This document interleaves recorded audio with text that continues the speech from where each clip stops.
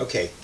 I'm going to talk about the difference between attending to forces in a golf swing and attending to positions. So a lot of golf has been taught, and it still is, I think, as a series of positions that you move through. And I think there's a reason for that. If you're a golf instructor and you're looking at somebody from the outside swinging a golf club, well, what can you see the forces?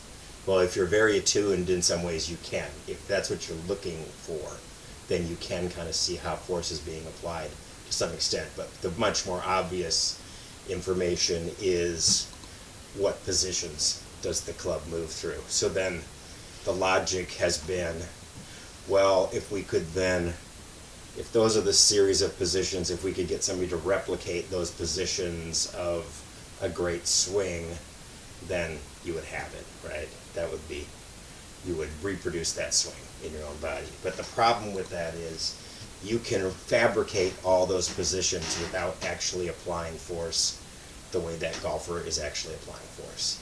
So that's why it tends to be very ineffective and slow and tedious, and then you try to piece together positions and then somehow create an athletic movement and reintroduce flow. So none of it's necessary, I don't think. So that's where this is coming in. So what you're really trying to learn in a golf swing is how, where and when to apply force and in what direction. Does that make sense? So do I need to use my arms in a certain way? Do I need to, apply force this way? What am I doing with my lower body to apply force? So I would suggest you need to do it yourself. The purpose of this is it makes you pretty much apply force as long as you attend to a couple simple things in a way that creates an effective golf movement. And the reason it does that is it's first of all heavy. So the biggest mistake, the fundamental mistake in golf is you pick this up and you think this tool is like a chopping tool, right? You think that this action or even this action is what this tool is meant to do. And that's not really the case. What this tool is meant to do is work more like a sling. Like imagine a golf ball stuck on the end of my club, and I'm going to take that ball and throw it at the target. That's the kind of motion you actually want. So this confuses everybody right away. And then the ball is very small, and so you also get into this idea of trying to be very focused, and that's also wrong. So everything about golf that you seem to think you want to do is pretty much wrong. So you don't want to be point focused. You want to have an open focus, like peripheral vision.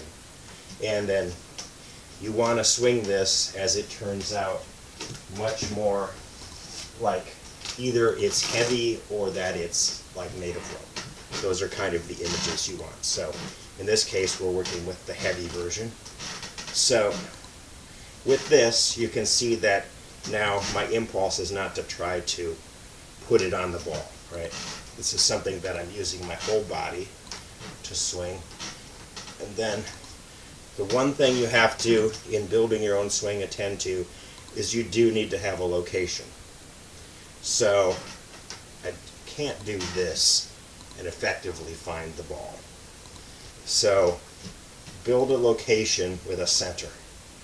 So in that case, it's around here, the center of your swing, really probably more accurately the back of your neck, at the base back of your neck is really the center, because you'll go this way and that will actually stay more the same place. So that's really kind of the center, but really just generally feel like you're moving around a center both directions. So that's what you're doing. Feel how you let this drop and then pick it up. So you let it drop and pick it up.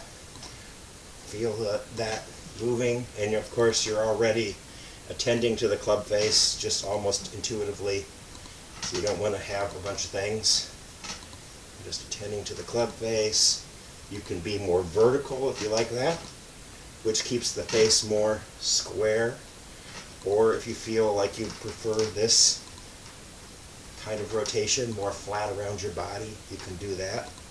Either way, it's pretty much the same thing. So now, if I'm doing this, what I notice is, for me, the back move is to sort of step and go that way. So that, I feel like there's 3 moves that I absorb here that I can think about or understand in my body or feel. So there's the first move. Then the next move is to go to this heel for me. And then it's just that. So it's really just toss, drop, turn. That's the simplified for me. That's the way my body understands that the best. So now, got to get this feeling like that. Weight, drop, whatever you want to call it. And then I think for me, if I think of this as the club and get this out of my mind,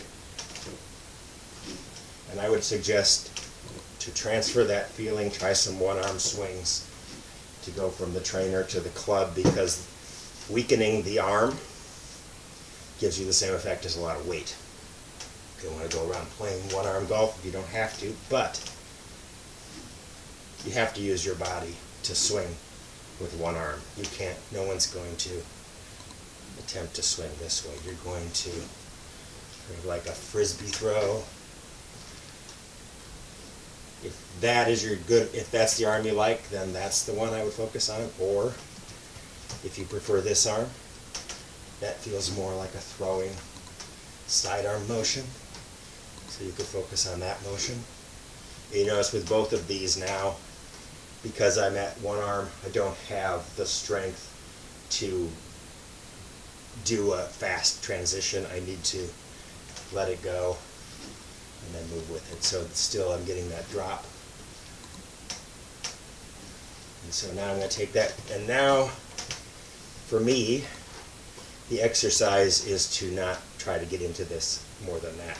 So really just that move, that, and through. That's what I want.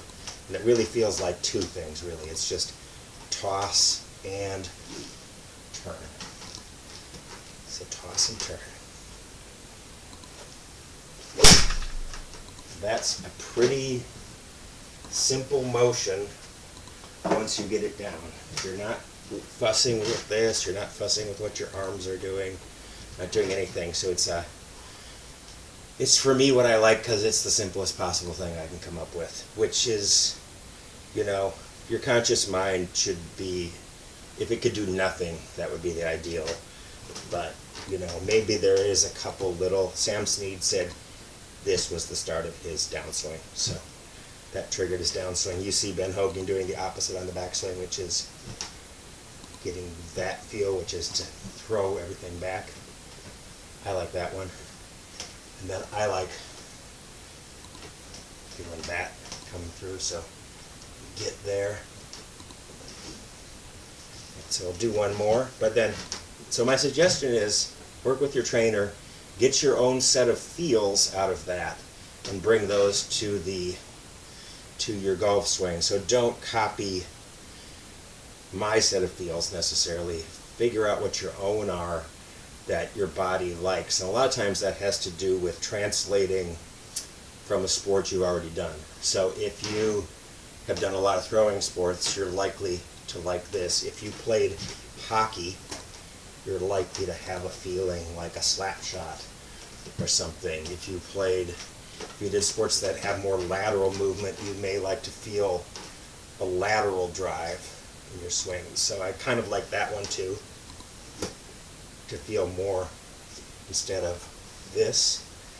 You can emphasize this move as well. So there's a lot of different forces, but you want them to be relatively simple, and you want it to have nothing to do with position ideas.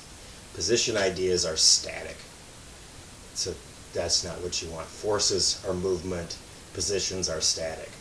There's no reason to be focusing on static things in something that's a fluid movement.